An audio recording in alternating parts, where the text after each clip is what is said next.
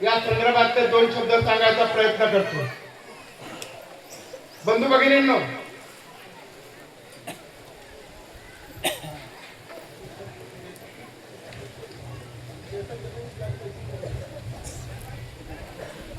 बंधू भगिनींनो,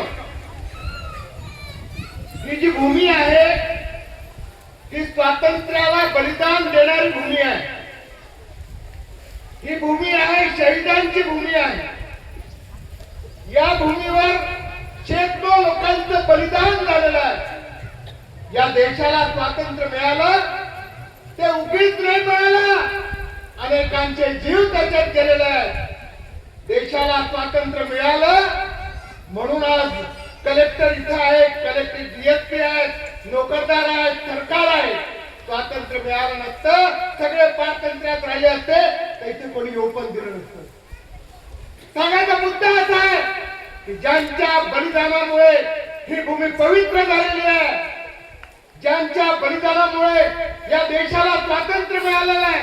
अरे स्वातंत्र्य मिळालं म्हणून तुम्ही कलेक्टर झाले, स्वातंत्र्य मिळालं म्हणून तुम्ही डीएसपी झाले, स्वातंत्र्य मिळालं म्हणून तुम्ही तहसीलदार झाले. पण मला सांगायला अतिशय दुःख होतंय, एकही अधिकारी इथं आलेला नाही.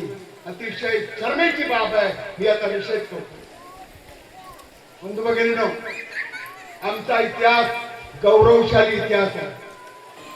आमचा इतिहास आमच्या पूर्वजांनी केलेल्या चौर्याचा इतिहास आहे. या इतिहासापासून आम्ही प्रेरणा घेतली पाहिजे. या इतिहासात आमचं स्वत्व जागृत होणार है. हमारा स्वत्व जागृत होने वाला है.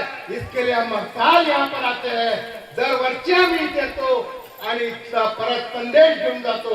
हो, आमचे जे आम्ही ज्यांचे वारस आहोत, आमचे जे पूर्वज होते ते खूप बलिदान करणार होते, ते खूप शूर होते. त्यांनी या देशाला स्वातंत्र्य म्हणून दिलं आणि म्हणून त्यांचेच बच्चे आहोत आणि म्हणून या ठिकाणी दरवर्षी नमन करणार आहोत. बंधू भगिनींना आपल्याला माहिती आहे समाज कसा आहे. अरे मी काय करतो, काय सांगितलं तुला बाबाने? पारतंत्र्याच्या काळामध्ये सगळा समाज विखुरलेला होता. समाज व्यसनाधीन होता. समाजाला नीटपणे सगळ्यांच्या बरोबर बसण्या उठण्याची जागा मिळत नव्हती. अशा परिस्थितीत गुलाम बाबाने हा धर्म स्थापन केला. गुलाम बाबा दूरदृष्टीचे होते. जरी त्यांनी शाळेत गेले नाही तरी समाजाची नस त्यांना माहित होती. समाजाला जर सगळ्यांच्या बरोबर आणायचं असेल, समाजाला जर सगळ्यांच्या स्थिती बरोबर आणायचं असेल, समाजाला जर मुख्य प्रवाहात आणायचं असेल तर समाज व्यसनमुक्त झाला पाहिजे आणि म्हणून समाजाला व्यसनमुक्त केलं. 1937 साली महाशिवरात्री होती. तारीख होती 18 फेब्रुवारी 1937. त्या दिवसापासून आरती सुरू केली. आरती मध्ये काय? सतीपती आरती करते. आम्ही सगळे व्यसनातून मुक्त होतो. व्यसनमुक्त झालेल्या माणसाला शुद्धीवर असतो. त्याला वाटतं माझा संसार आहे, माझी पत्नी आहे, माझी मुलं आहेत, माझे आई वडील आहेत, मी त्यांच्याशी काहीतरी देणं लागतो, तर तुम्ही काहीतरी केलं पाहिजे. अशा पद्धतीची अनुभूती होते. समाज संघटित व्हायला लागला, आरती व्हायला लागली. तो का तुम्हाला सांगतो, त्या काळामध्ये आरतीला बघायला, त्या काळामध्ये बंद झालेले दुकानं बघायला या महाराष्ट्राचे मंत्री येऊन गेले, मुख्यमंत्री येऊन गेले, कलेक्टर येऊन गेले. सगळे तारीफ करायचे, सगळे म्हणायचे काय सांग. स्वतः गुलाम बाबा फैजपूरच्या अधिवेशनाला गेले होते. काँग्रेसचं अधिवेशन होतं. महात्मा गांधींशी भेटले होते. महात्मा गांधींनी सांगितलं काँग्रेसमध्ये या.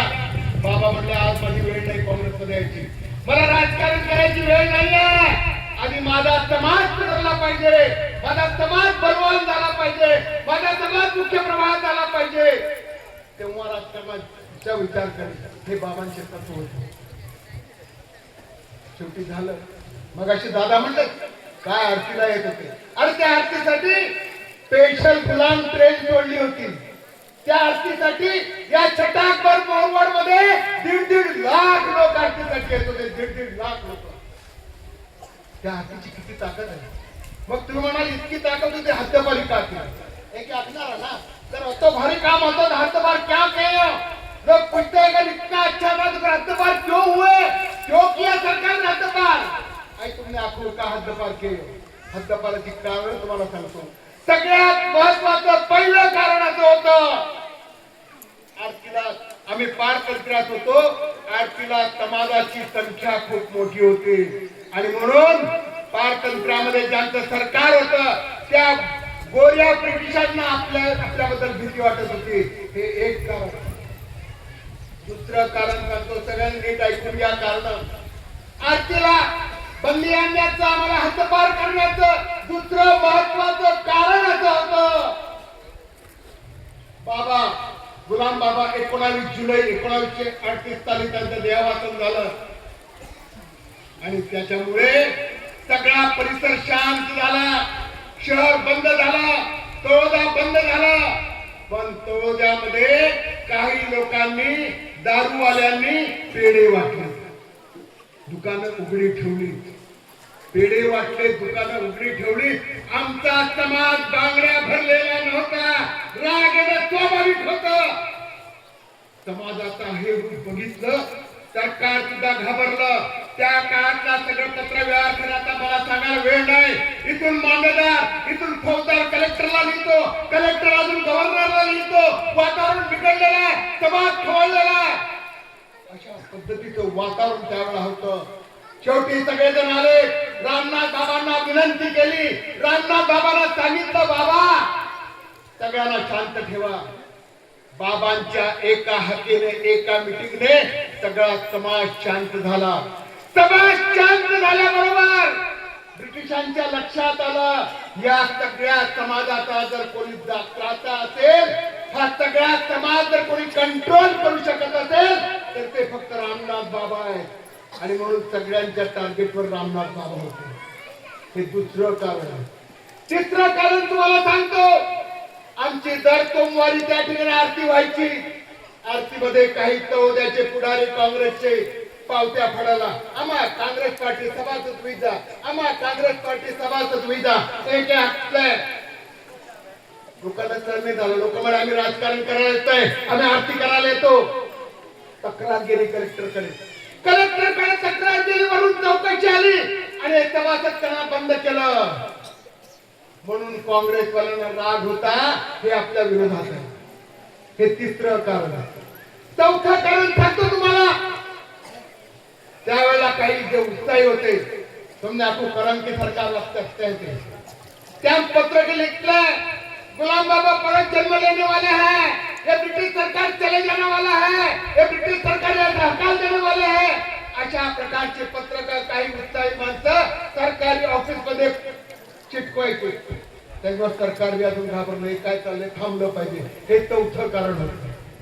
पाचवं कारण तुम्हाला सांगतो, अतिशय महत्वाचं कारण पाचवं असं होतं, सरकारने म्हटलं हा ट्रस्ट रजिस्टर करा. बाबा म्हटले कशाला रजिस्टर, आम्ही कोणाकडून पैसे घेत नाही, आम्ही कोणाकडून काही घेत नाही, त्यामुळे हिशोब कोण ठेवेल. अरे ये तो सब लोगों का है, ये तो दुनिया का है. दुनिया देती है, दुनिया लेती है, हमारा क्या है. पण सरकारला राग होता, आम्ही सांगितलं ट्रस्ट रजिस्टर केला नाही, म्हणून सरकारला त्याचाही राग होता. सहावं कारण सांगतो, परिसरातील सगळी दारूची दुकानं बंद झाली. ही सगळी दारूची दुकानं कोणाकडे माहिती आहे, ही सगळी दारूची दुकानं त्यावेळेला एका विशिष्ट समाजाकडे होती. ते सुद्धा नाराज होते. सातवं कारण सांगतो, आमचा समाज दर सोमवारी आंघोळ करून कोणाचंही नाही ऐकता आरतीला येत होता.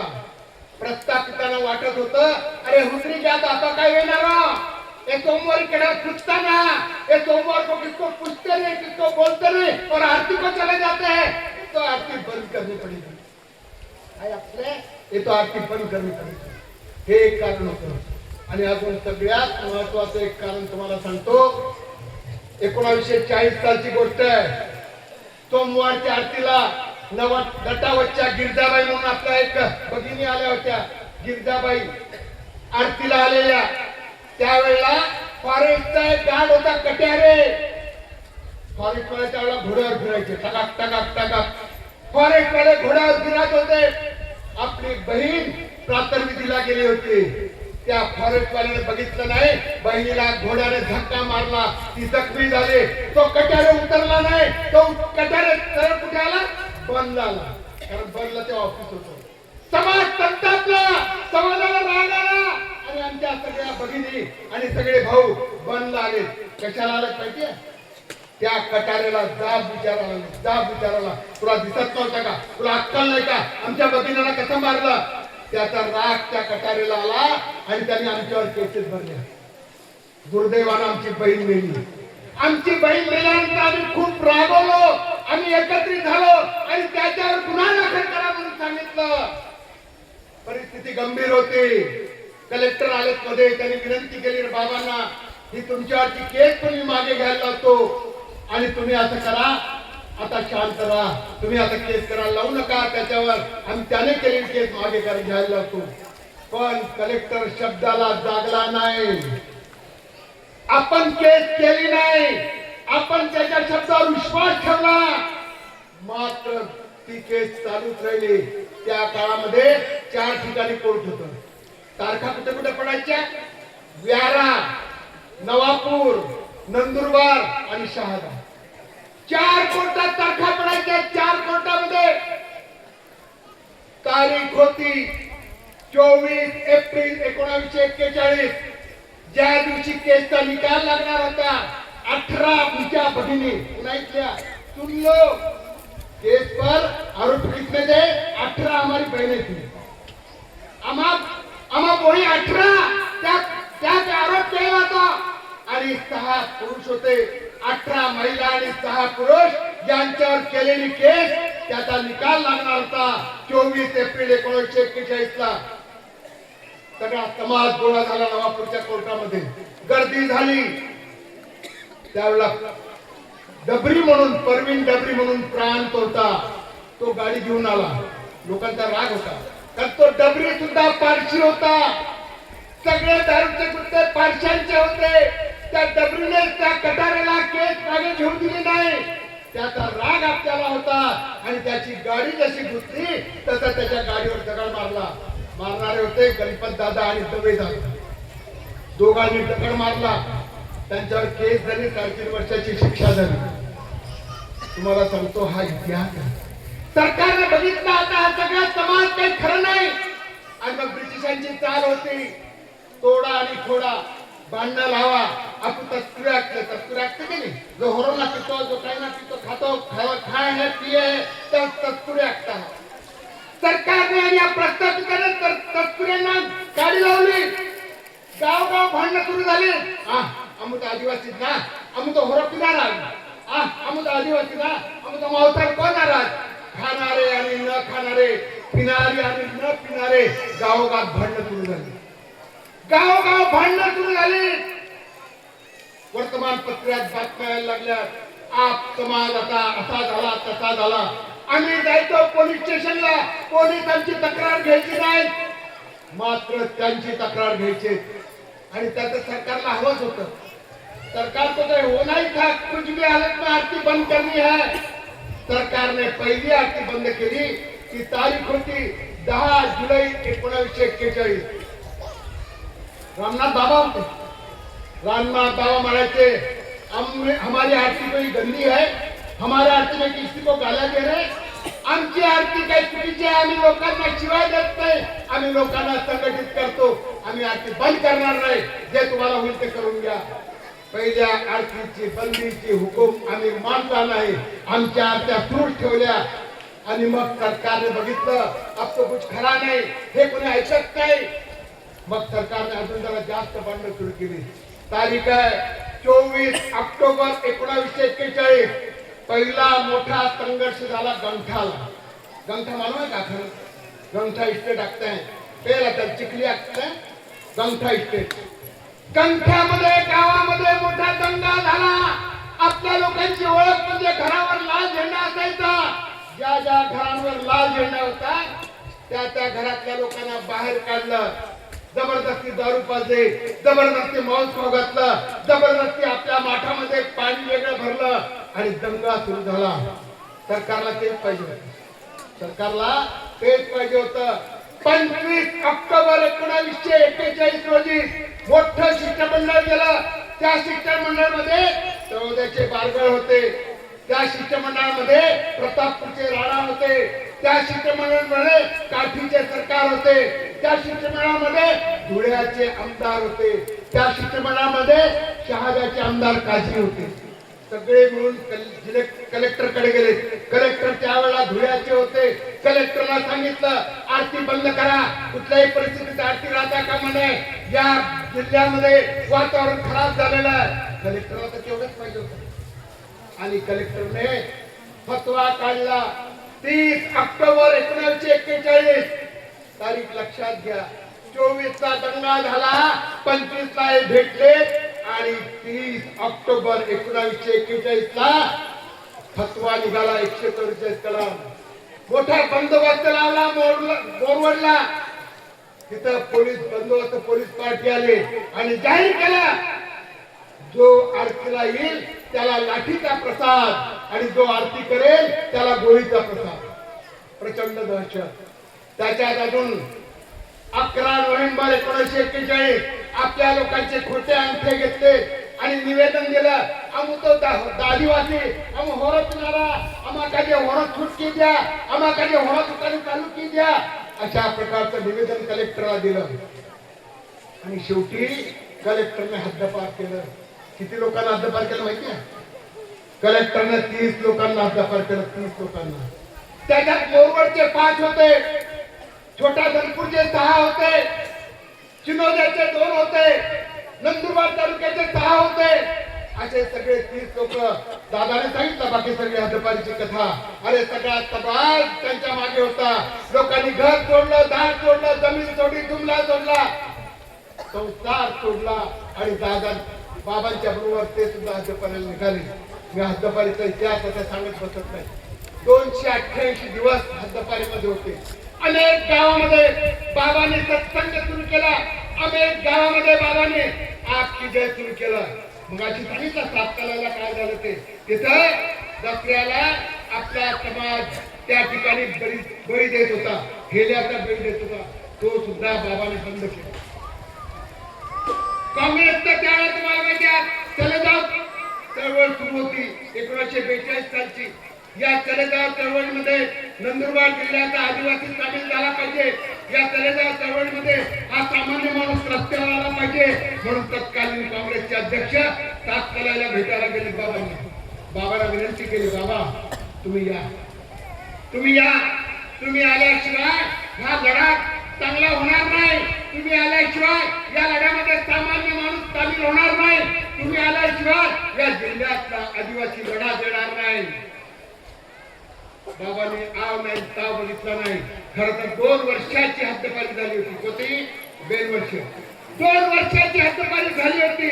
तरी सुद्धा 288 दिवसामध्ये 9 महिने काही दिवस हद्दपारी त्यांनी रद्द करून, कॅन्सल करून, न ऐकता सरकारचं ते निघाले तिकडे.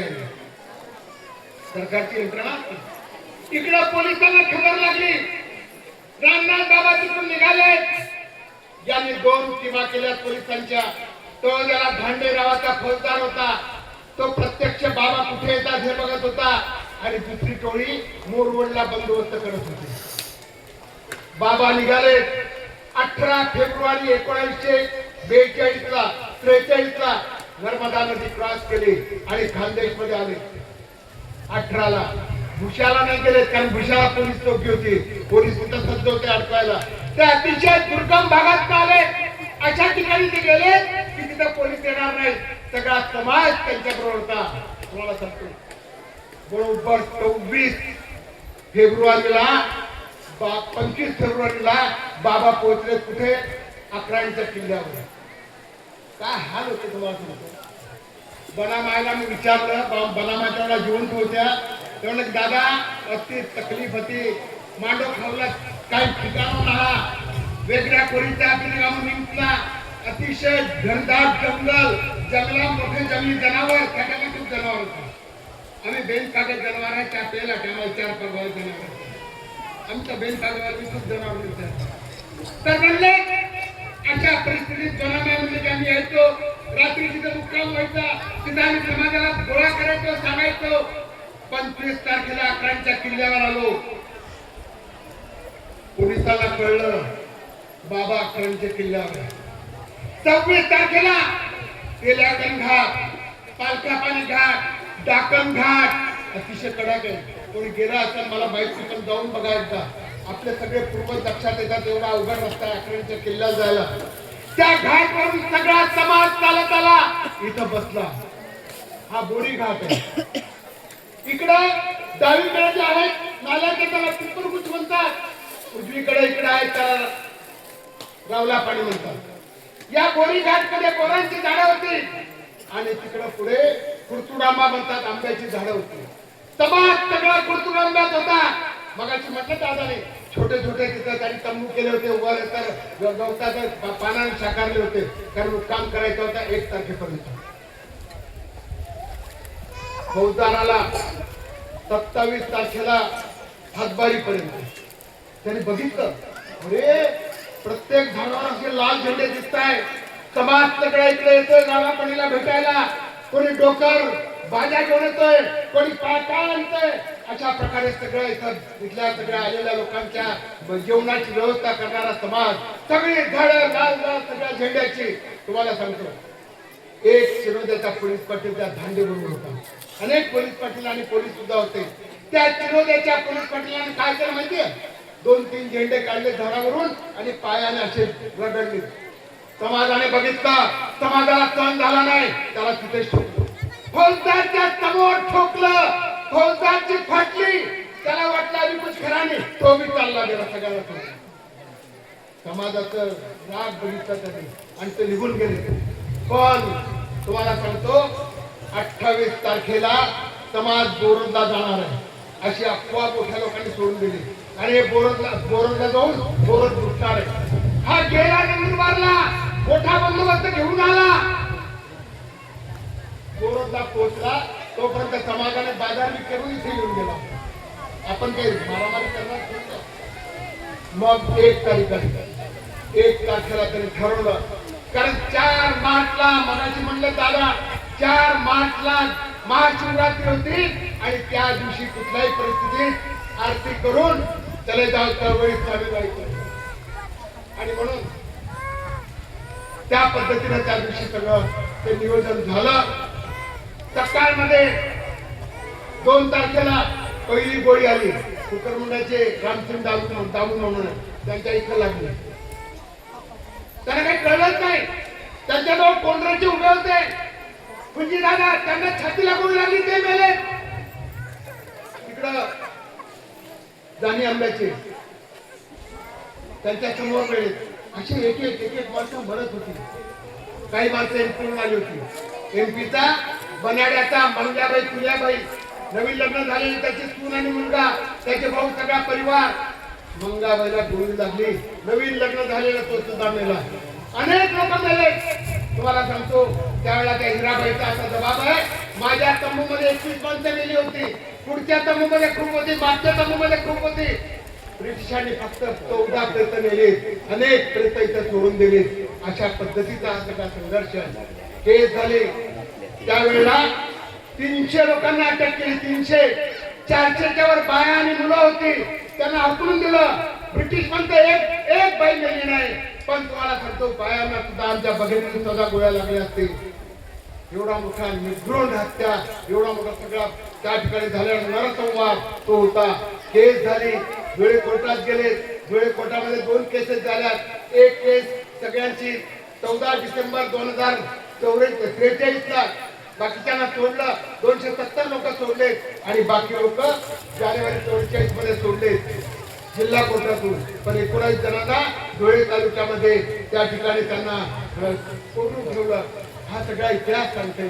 पण तुम्हाला सांगतो, दादाने खूप महत्वाची गोष्ट सांगितली आहे, ते सांगून मी संपवणार आहे. आमच्याकडे सरकार लक्ष देत नाही. आता मगाशी दादा म्हणलं अन्य लागेल होता तो काम तुम्ही केलं त्यावेळी. कॉन्ट्रॅक्टर कोण आहे? आपण दादा अमुक त्या म्हणा, अमुबाईचे काम नाते अमुक फक्त मिळवी देतात. तो कॉन्ट्रॅक्टर अमुक हे बी अमुही बी नाही. आणि आम्ही एकूण दिला बीमार पडे का इंजेक्शन द्या पुढे की नाही द्या पुढे, बीमारी इंजेक्शन द्या पुढे ना. आम्ही सरकार भी बीमार पडे याचे इंजेक्शन द्या पुढे. दादा तुम्ही सांगा, फक्त ज्या दिवशी तुम्ही सांगाल त्या दिवशी सगळा समाज कलेक्टरची कचेरी बंद करून चालेल ना. काय आवाज ना व्हिडिओ अरे चालेल का चला फक्त तुम्ही सांगा ज्या दिवशी जाणार सरकारचे डोळे उघडून अरे रस्ता केले इतके वर्ष झाले हो देतो हो देतो हो देतो हो करतो आणि म्हणून इथून येणाऱ्या पुढच्या काळामध्ये आम्हाला जर संघर्ष करावा लागला तर तो आम्ही करणार आहोत आणि म्हणून त्यासाठी तयार राहा आपण सगळेजण उन्हात आला रस्ता अतिशय खराब आहे आपण आलात खरं तर जास्त वेळ बोललो आज उशिरा सगळा कार्यक्रम सुरू झाला मी सगळ्यांची क्षमा मागतो आणि माझं थांबवतो सगळ्यांना